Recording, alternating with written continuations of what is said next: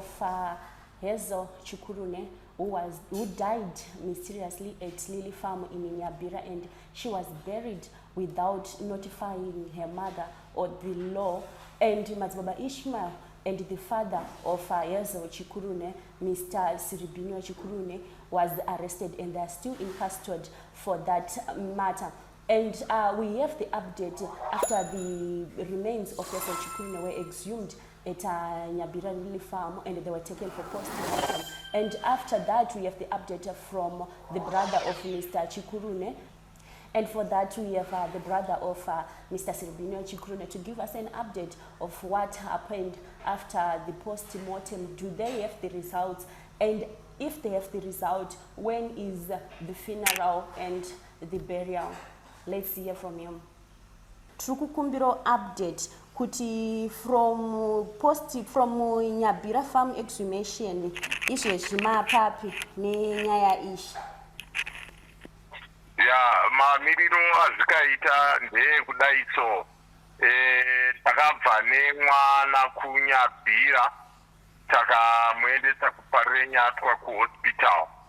Saka akaenda kuhospital akanoongororwa kuti chii chinova chakakonzeresa kuti afe. Asi vana chiremba vari kutaura kuti akafa nekusununguka. Aida kusununguka ndo paakasangana nerufu. Saka pari zvinezvi tiri kufambira burial order kuti tiwane chitupa. Saka tinofanira kudzokera kupurazi tonopiwa chitupa chemwana kuti tigone kuwana matsamba ekufambisa kuvigwa kwake anova ari maburial order. Ndo atiri kuda kugadzirisa pari zvinezvi, zvichireva kuti kana tagadzirisa nemusi weSaturday makuseni tinofanira kuti tisimuke nemwana aende kunovigwa kumusha kubhindura kumadziva. Alright, bamunini maita basa. Mataura emunyaya yekuti muri kutsvaga chitupa. Tiri kumbonzwa nyaya dzekunzi vanhu vaigara kuLily Farm vanga vasina zvitupa oro zvitupa zvacho zvanga zvakapiswa.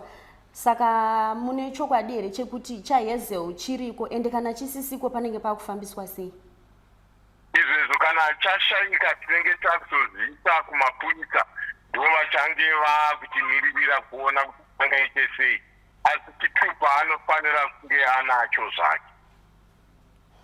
Alright, tinotenda. Zvimwe zvatingade kuziva ndezvekuti imimi muri kunzwa sei semunhu akarwisa akamira parutivi namai guru venyu muchirwisana nenyaya dzekumbunyikidzwa kwaitwa vana venyu vanova vana vemukoma wenyu namai guru venyu? Tinogona kubatikana zvedu mukati mehana, asi kutonga kwaMwari kana kuchinge kwauya kunenge kwauya. Saka chatakungoshingirira ndechekungoti isusu nevemhuri tiise musoro pamwe chete tigone kufambisa basa iri zvakanaka. Mwana anonovigwa nzvimbo yakanaka. Saka tiri kutongoshingirira kuti dai chitupa tagona kunonochiwana, mapurisa vagone kunomira semamiriro avanoita kuti tigone kuchipiwa, nekuti chitupa ichi vanogona kuchirambira.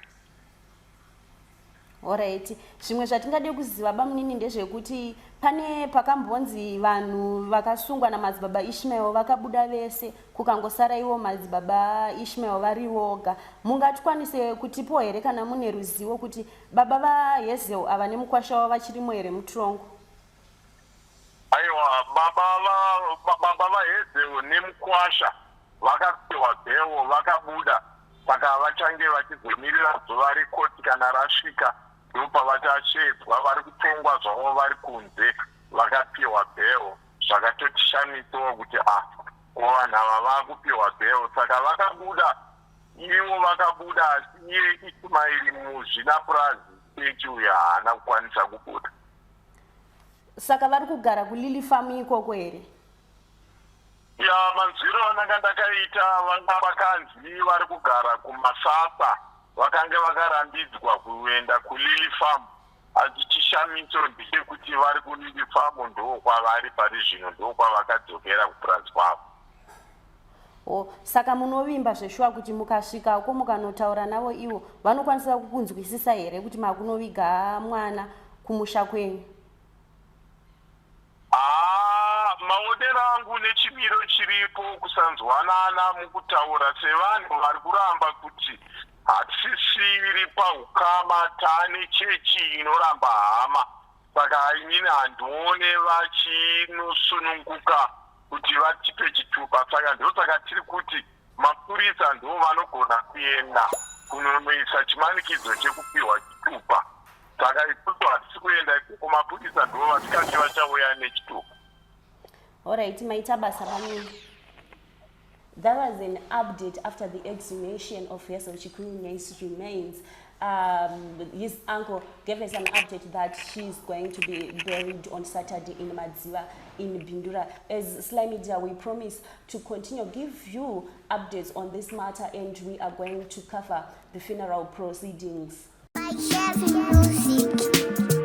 This is Yabuda TV, Hakudima CV, Sly Media TV, and this sport and dream street in the zone and up a news in Daka wonder name of views. Sly Media TV, man, they change my dreams. Sly, oh yeah, Sly Media, Sly, oh yeah, Sly Media, Sly, oh yeah, Sly Media, Sly, oh yeah, Sly Media. Kuchinja vision ya mageto youth, kuchinja life ya mageto youth. Kutipa nzira semageto youth, kutipa gwarara mangwana rakanaka. Sly, oh yeah, Sly Media.